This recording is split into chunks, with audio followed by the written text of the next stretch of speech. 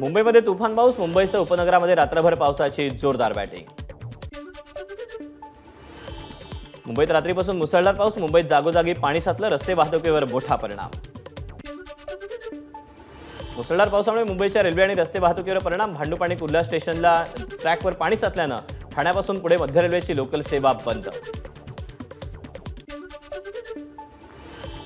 संपूर्ण मुंबईत पावसाचा थैमान, कल्याणपासून मुंबईकडे जाणाऱ्या लोकल सेवेवर देखील परिणाम, कल्याण स्थानकावर प्रवाशांची गर्दी। पुण्याहून मुंबईला येणारी सिंहगड आणि डेक्कन क्वीन एक्सप्रेस रद्द, मुसळधार पावसामुळे अनेक ठिकाणी रेल्वे ट्रॅकवर पाणी साचल्यानं रेल्वे वाहतुकीवर परिणाम।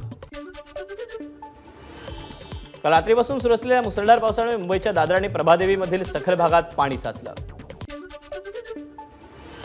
कोकणात सुरू असलेल्या अतिवृष्टीमुळे सिंधुदुर्ग आणि रत्नागिरी जिल्ह्यातील शाळांना सुटी, शालेय शिक्षण मंत्री दीपक केसरकर यांची घोषणा।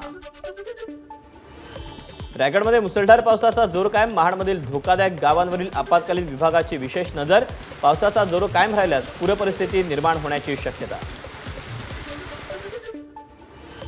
रायगडच्या महाड तालुक्यातील वाळंजकोंडी विभागात ढगफुटी सदृश पाऊस, नदी आणि ओढ्यांचं पाणी गावात शिरल्यानं गावाला पुराचं स्वरूप। किल्ले रायगडवर ढगफुटी सदृश पाऊस, किल्ल्याच्या पायऱ्यांवरील काही भागात धबधब्यांसारखे पाण्याचे लोंढे वाहत असल्याचं दृश्य।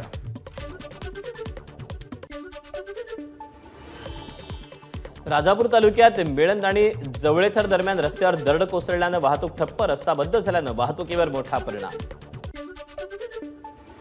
रत्नागिरी जिल्ह्यातील 8 प्रमुख नद्यांपैकी 2 नद्यांनी गाठली धोक्याची पातळी, तर 3 नद्यांनी गाठली इशारा पातळी, आजूबाजूच्या गावांना सतर्कतेचा इशारा। मुंबई गोवा राष्ट्रीय महामार्ग पुन्हा ठप्प, कुडाळजवळ पावशी इथे कर्ली नदीला पूर आल्यानं महामार्ग ठप्प असल्याची माहिती।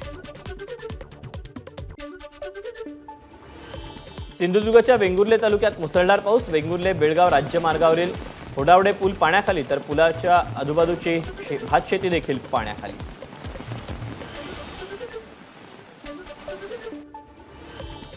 मुसळधार पावसामुळे कल्याणमधील मुरबाडहून वाशिंदकडे जाणारा काळू नदीवरचा पूल पाण्याखाली, शहापूर आणि मुरबाड तालुक्यातील 18 गावं आणि पाड्यांचा संपर्क तुटला, अनेक गाड्याही वाहून गेल्या।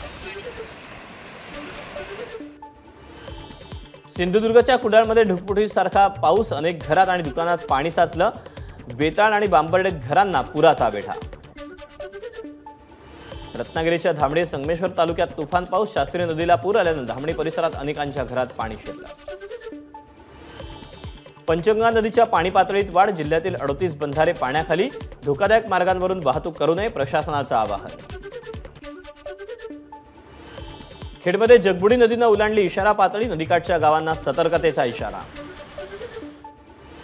सिंधुदुर्गच्या वैभववाडीतील सुख नदी आणि अरुणा नदीला पूर, देवगडमध्ये निपाणी रोड बंद, शिरगावमध्ये वडाचं झाड कोसळल्यानं वाहतूक ठप्प।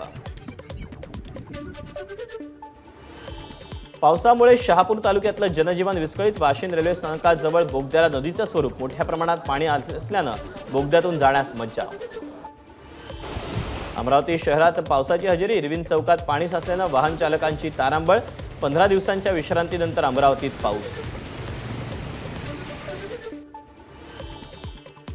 भंडारा जिल्ह्यात जोरदार पाऊस, घराची भिंत अंगावर कोसळून एकाचा मृत्यू, भंडाऱ्याच्या लाखांदूर तालुक्यातील करांडला गावातली घटना। गोव्यात मुसळधार पावसाचा इशारा, राज्यभरातील शाळा बंद ठेवण्याचा सरकारचा आदेश।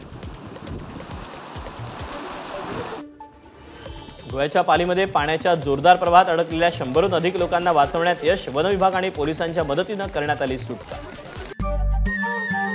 नमस्कार। मन सुद्धा तुझं ही वेगळ्याच प्रकारची मालिका तुम्हा सगळ्यांना खूप आवडली होती। याचा दुसरा सीझन कधी येणार अशी विचारणा झाली। प्रतीक्षा संपली आहे मित्रांनो, येतोय मन सुद्धा तुझचा दुसरा सीझन। होई मन सुद्धा तुझं।